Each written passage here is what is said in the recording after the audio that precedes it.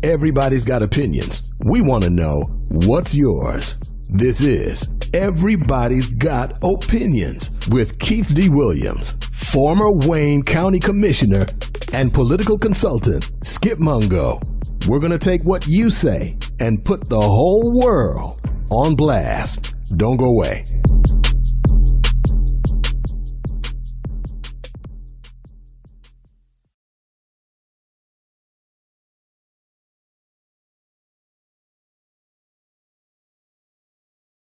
Courageous Detroit Radio.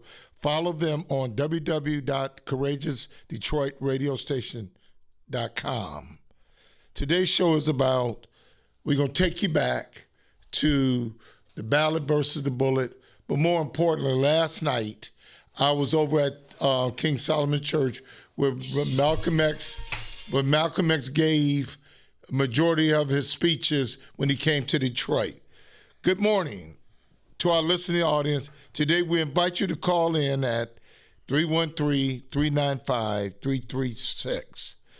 313-395-3336.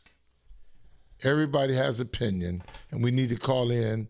We need you to call in and give us your opinion.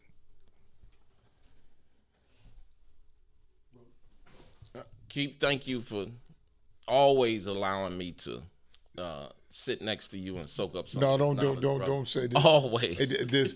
Hey, we're a team.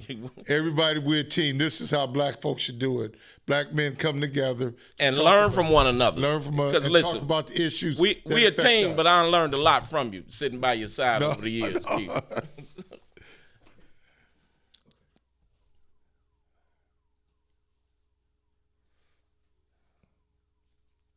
So today, though Islam is my religious philosophy, my political, economic, and social philosophy is black nationalism. You and I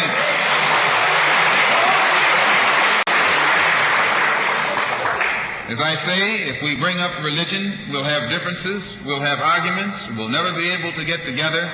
But if we keep our religion at home, keep our religion in the closet, keep our religion between ourselves and our God, but when we come out here, we have a fight that's common to all of us against an enemy who is common to all of us.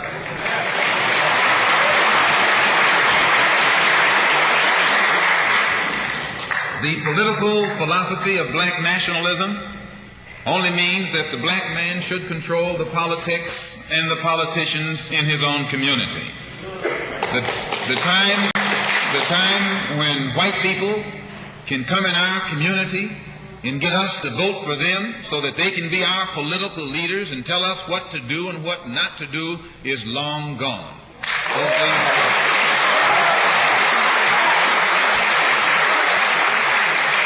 By the same token, the time when that same white man, knowing that your eyes are too far open, can send another Negro into the community, get you and me to support him so he can use him to lead us astray, those days are long gone.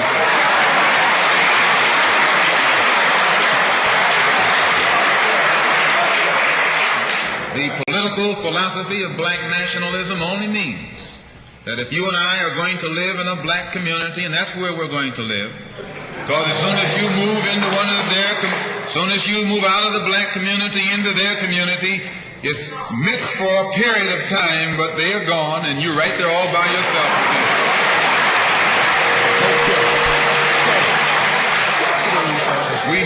We must understand the politics of our community, and we must know what politics is supposed to produce. We must know what politics play in our lives. And until we become... And so when I went in there, you know, we had the black liberation folks there. I walk in there with my Dobbs on and my sports coat. And I felt kind of out of place a little bit because that's their world. Yeah. And I respect them for what they're trying to do. But I say we can do better. And rhetoric is one thing and reality is another. Malcolm X was telling us about self-determination and all those things. They had two of the guys was at the speech, was sitting there. Oh, really? So I asked them this question. Would if Malcolm X was here today, would he be upset or happy about what he was talking about never coming to fruition or coming to fruition? And the brother started looking at me. I said, because he talked about economic development. He talked about buying in your neighborhoods, doing business in your neighborhoods. Are we doing that? I say every corner we go in Detroit is somebody that's of another nationality controlling our commerce.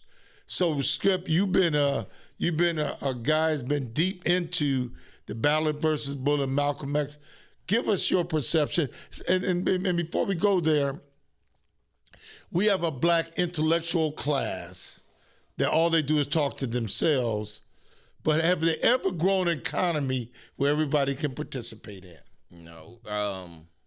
The late, great Tatum Eason, the way he described them, he said they played mental masturbation with each other. I call it intellectual masturbation. It makes each other feel good, yes, but it produces nothing. Right. It's masturbation. Right. So that's what they do. They play and then they go home, tucked away, you know, out and they remove from all of what's really going on in the streets. And that's what Malcolm talked about with the ballot or the bullet and message to the grassroots. What he talked about was black nationalism. This is 60 years ago, man, he gave this speech. Reverend Clegg, who was the Jerry Mosey for the Shrine of the Black Madonna, he brought Malcolm in. He used to bring him in and get these speeches into the city of Detroit. What Malcolm talked about was, I think when he did the Ballot of the Bullet, it was an election year. Mm-hmm. And he talked about how black people, and it is still applicable to this day. He spoke about us as black people having a block vote. He said, we in a position, Lyndon Johnson was running at the time. I think it was in 64. So we were in a position to send Johnson either to the White House or, as he called it, back to his Texas cotton patch. we were in that position, and he talked about what's going on right now today. What you just heard, an excerpt of the speech where he talked about the day of white people coming in our community, and he addressed it as white people because they were, he's talking about others coming into our community. Every 2 or 4 years asking us for our vote, we give it to him because we just happy to be there. And he fades back off into wherever it is, D.C., Lansing, wherever. And then 2 or 4 more years, he comes right back and we do the same thing. We get nothing from it. We give them the most precious resource that we have other than life, our vote, our freedom, and we get nothing in return. When I look back at Malcolm X, he was a trailblazer, a true trailblazer, and what he was trying to do is connect our realities to what was happening. Absolutely. And that's what is missing. We have a lot of intellectual masturbation going on. You're on Facebook, we're on YouTube, and you're hearing the same thing.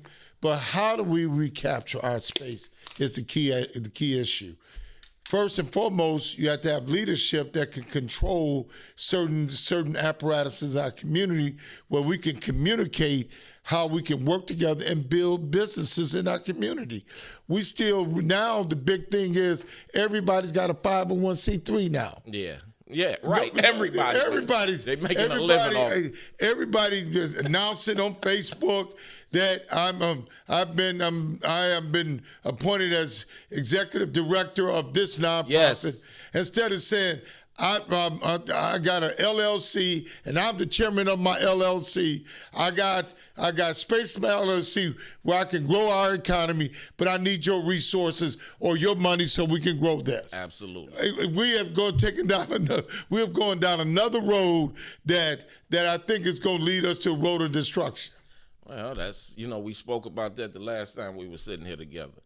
How the moment we get ready, I think I compared it to the Wizard of Oz. As soon as we see prosperity, as soon as we see Emerald City, we go through them poppy fields and fall asleep. Somebody comes in and is what am I looking for? A disruptor.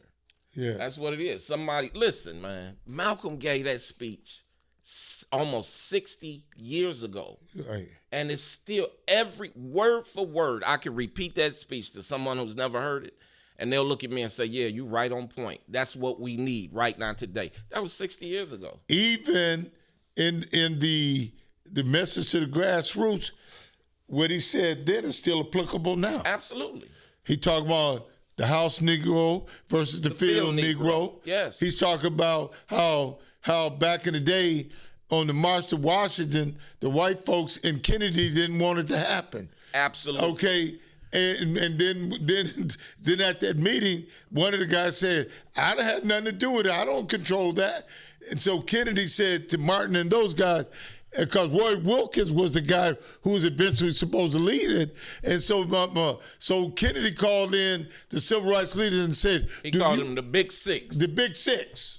Yeah. Then he took him to a hotel that he owned, and he had a millionaire friend that tore him off. They had $800,000 to split between the six. That's right.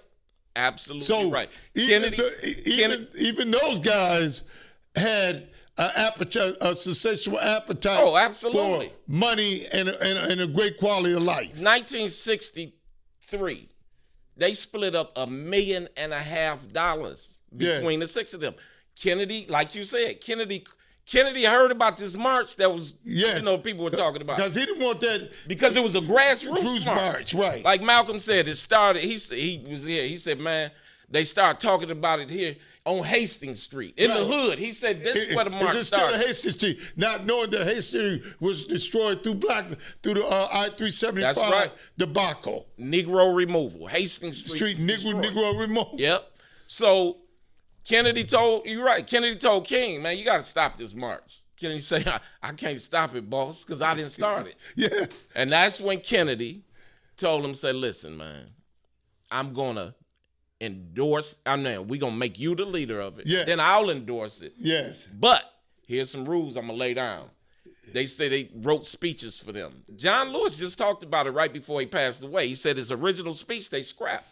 Too radical. They wouldn't let James Baldwin speak. Yeah, because they said they didn't know what James Baldwin was going to say. They couldn't control him. They couldn't control him. Yeah. So, and then, sad to say, after the march, they signed the Civil Rights Bill, and it was all ceremonial. Yes. So in other words, black folks are still getting played. Yeah. To this day, we're getting played. So yesterday, I'm with the grassroots brothers, and I'm in there listening to this, and I'm saying, I'm lost, man. It's like they talking to themselves about what we did 30 years ago, and one sister was saying about her brother Lumumba, I forgot his name, who died down in Mississippi, Jackson, Mississippi. He was a mayor. Yeah. I'm listening, and then Chokwe Lumumba, whatever his name. His son is the mayor of Jackson. Yeah, I did not know the guy. They say he was a brilliant guy. Yeah. But my thing is, all that brilliance, why are we still languishing in poverty to this present day?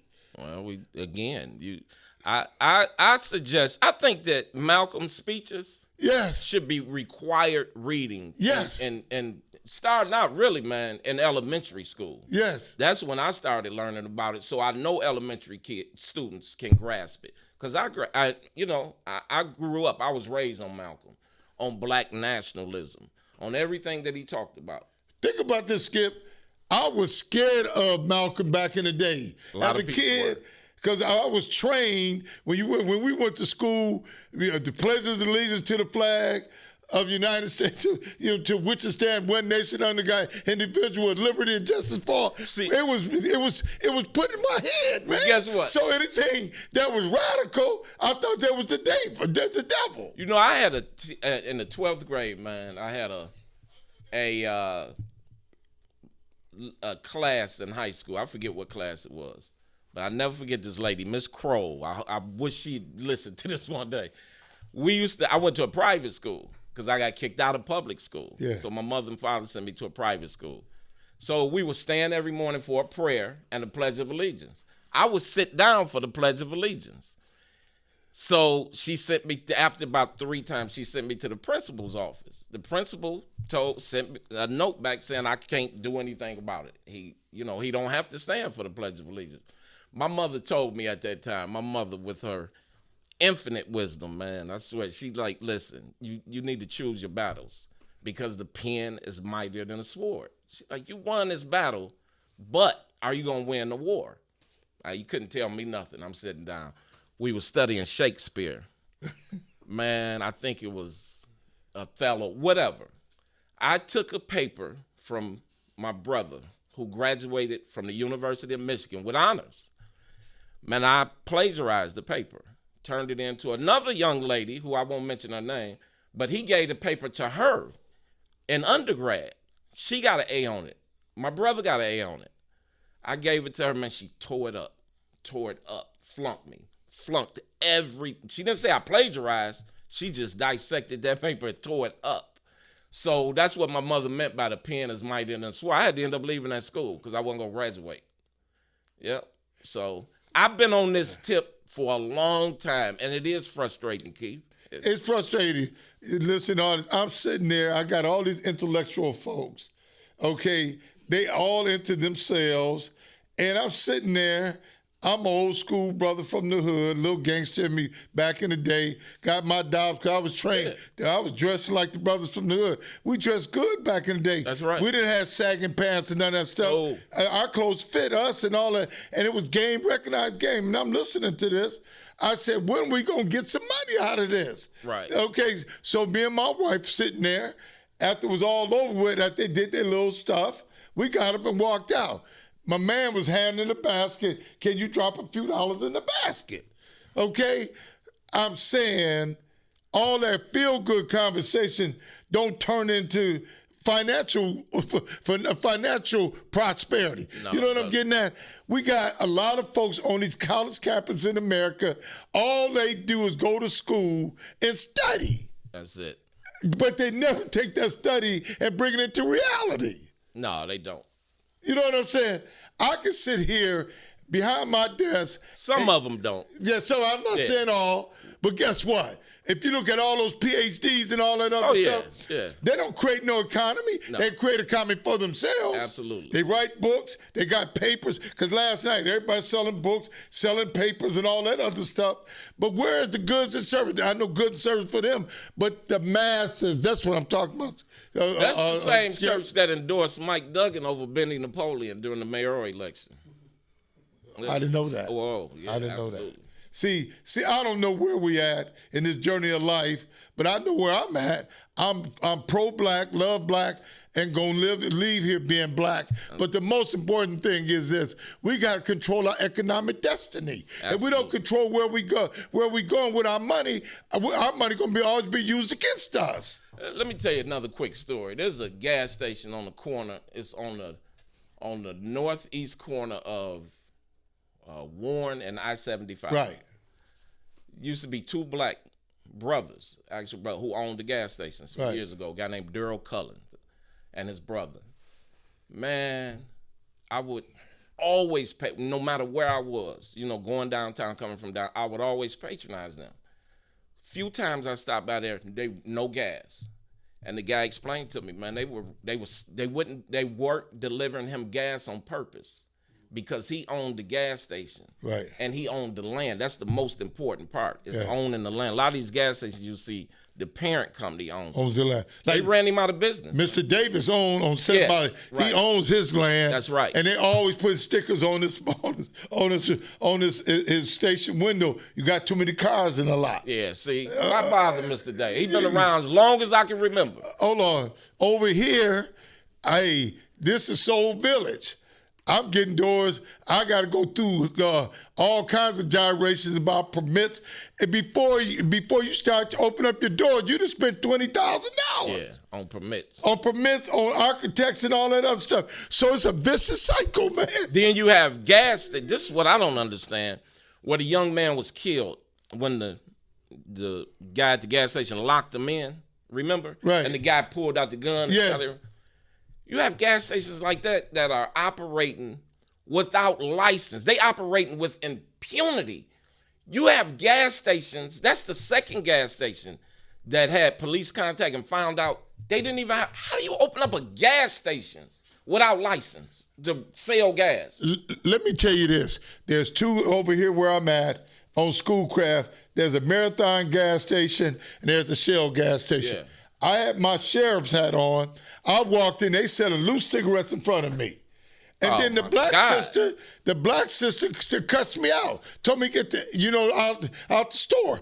Then over here at the Shell gas station, the guy they was exchanging stuff in front of me. The father came at me like he wanted to do something to me. The owner of the gas station? Yes. Really? So I said, my life.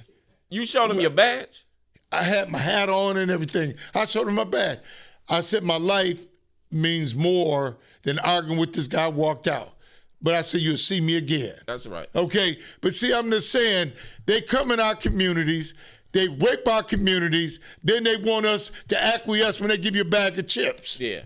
Right. They're good for giving you hot dogs and chips. Oh, man, good for it. They're good for it. If there's a picnic, they may see they are sitting there, the 4 or 5 trucks over here go hot dogs and chips. That's it. But then they selling fried chicken, nice hot dogs and chips. And then on this corner, they selling chicken at the gas station. Yeah. Yeah. Oh, yeah. Okay. Man. Then you go on 7 Mile with Superior Beauty and Barber Supply. There's an Asian cleaning up all that money. Black folks, when are we going to get so smart and start doing business and capturing our space? You know what's amazing about the beauty supply business is they stand in business in the black community, getting rich. And probably 99.9% of the hairstylists are black. Yes. So, yeah. Man, I'm just telling you, it's I don't know what has happened to us, but man, we don't own nothing. All we do is we'd go to the Cadillac dealership. Now, brother got to have a Bentley now. Yeah, oh, yeah. Everybody, right. You got to have a Bentley. You living in $300,000 or $400,000 house. The bottom line is this.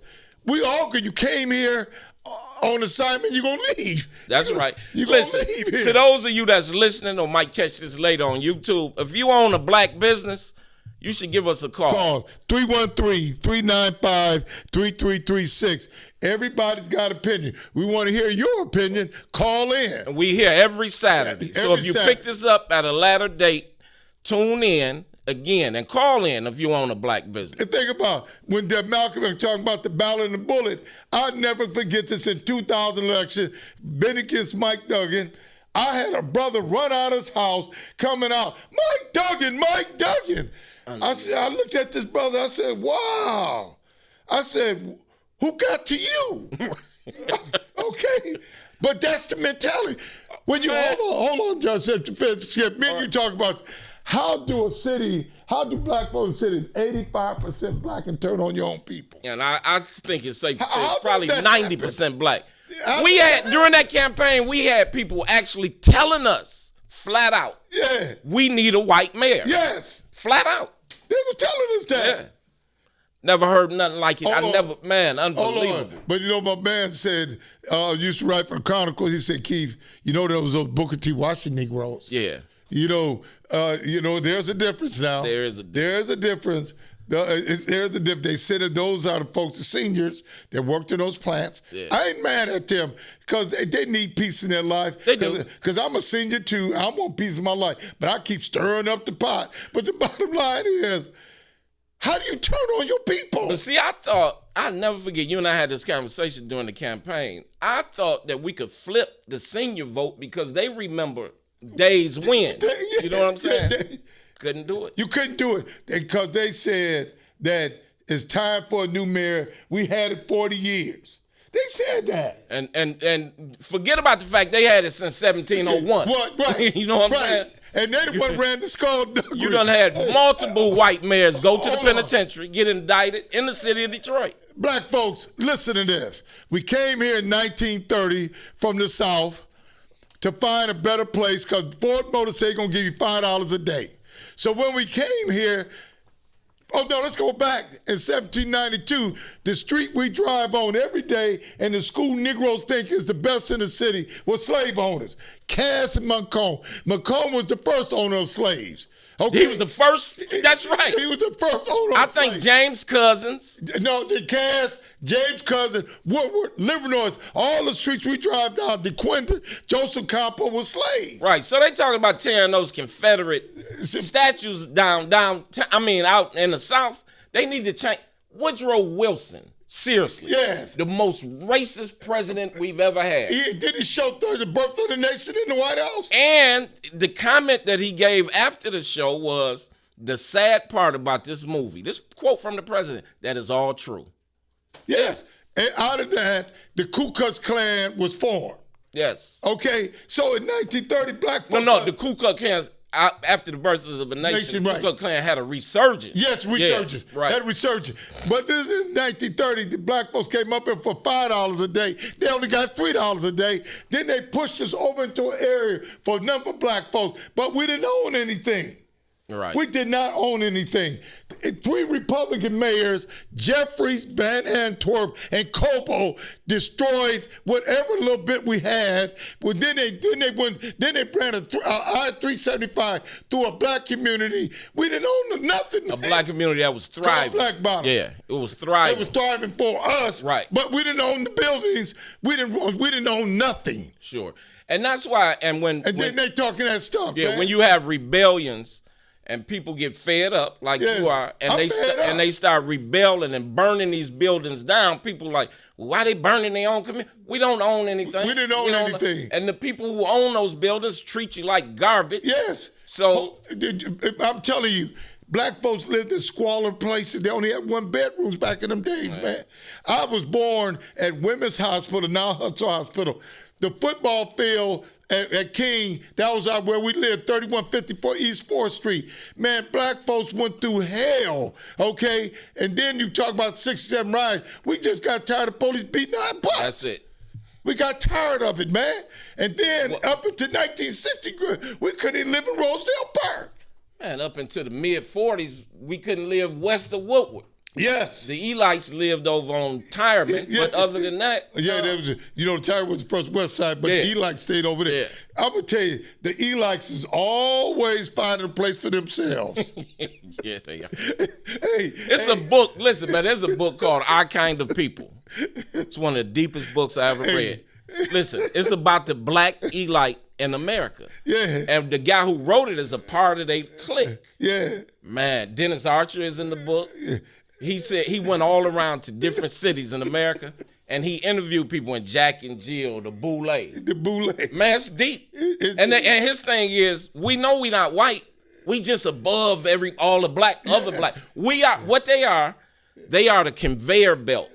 They from black people to white people. They keep them in control. Dennis Archer is a member of the Boule. Yes. So when things they always go and grab one of these black so-called leaders and put them out front. And then black people talking about, this is not the answer. This is not the answer. And then, you know what? They don't come up with an answer. They just tell us that's not the answer and leave. Hold on.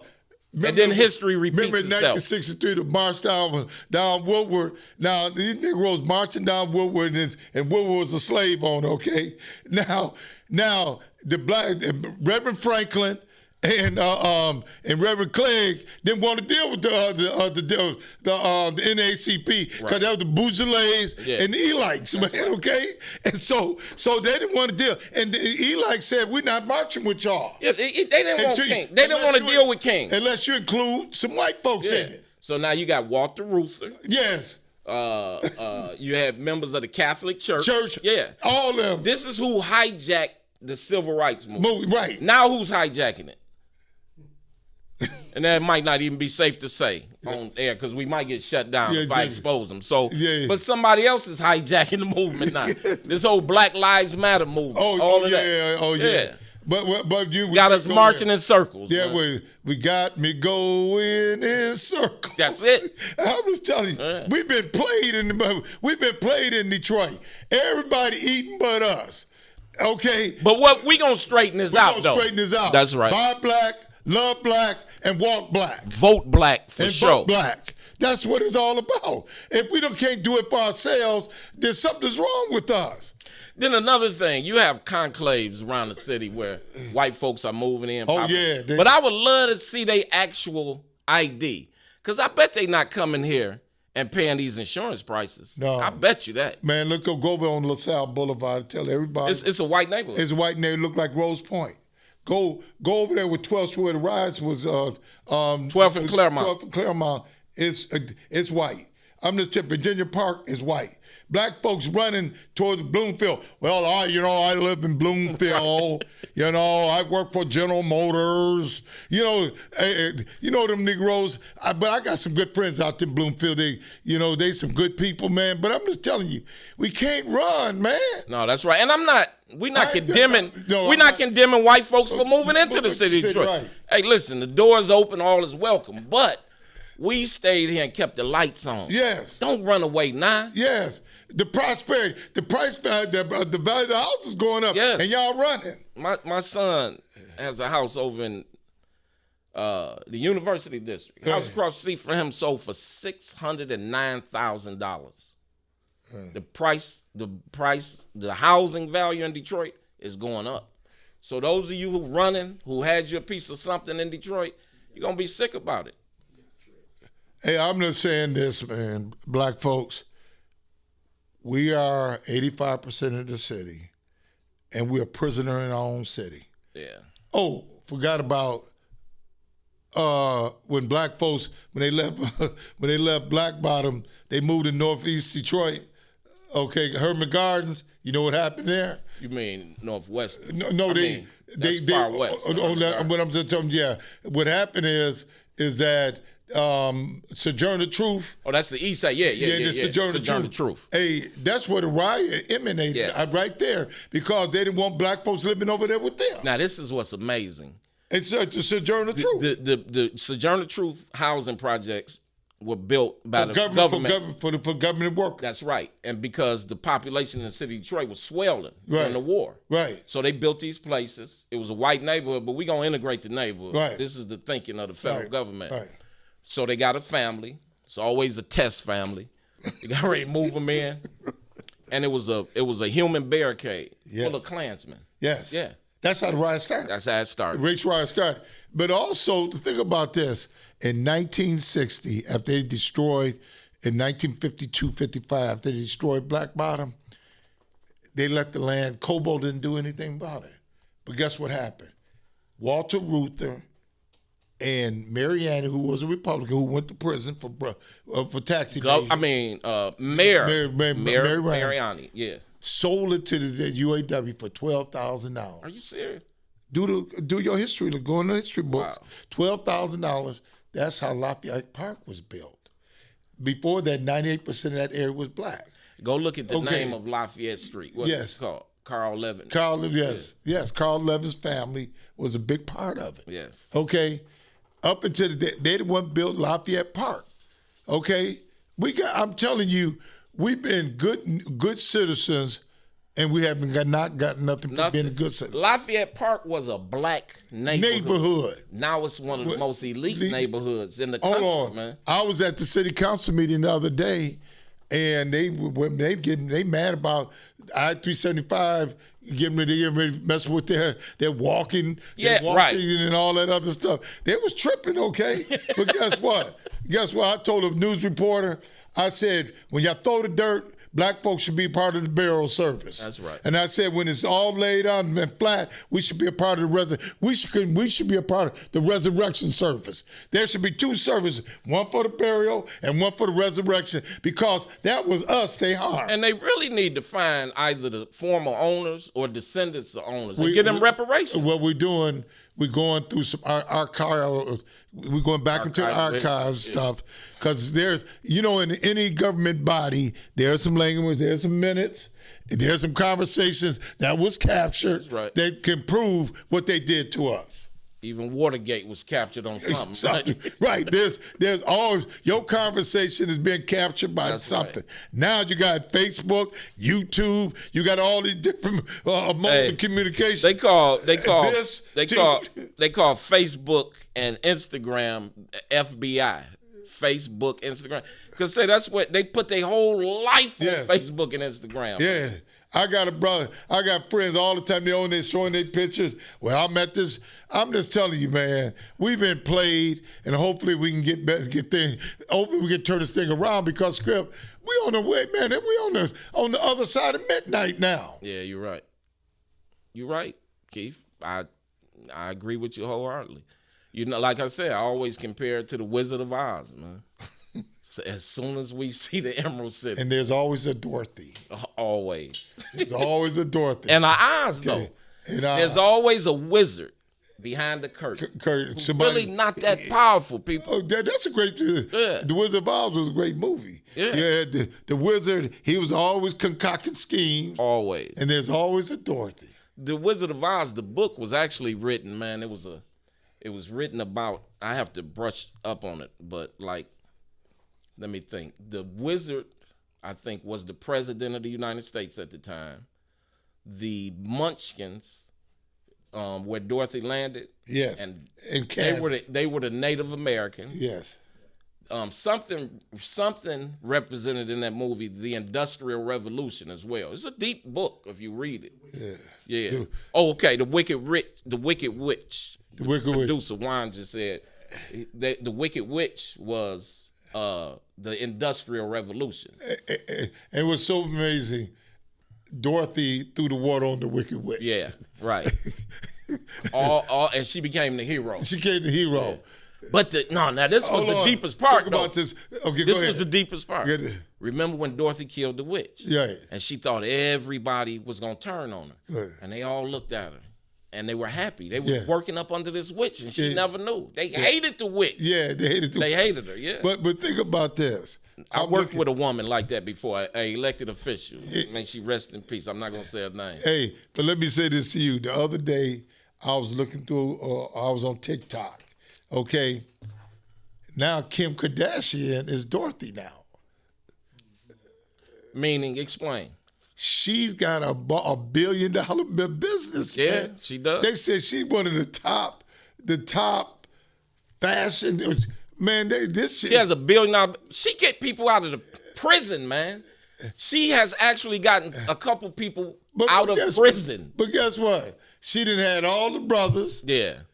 She done had all the brothers, athletes from starting with Reggie Bush, okay, and then we'll show The little fella Ray J. Ray J. That's who started it. Yeah. Kim Kardashian used to be Paris Hilton's flunky. Yes. She couldn't even get into parties. Now she is the party, man.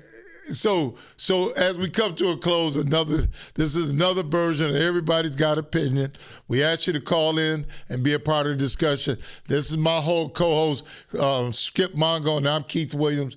So next week, call in and watch and be excited And about give what us your opinion. Give your opinion. God bless.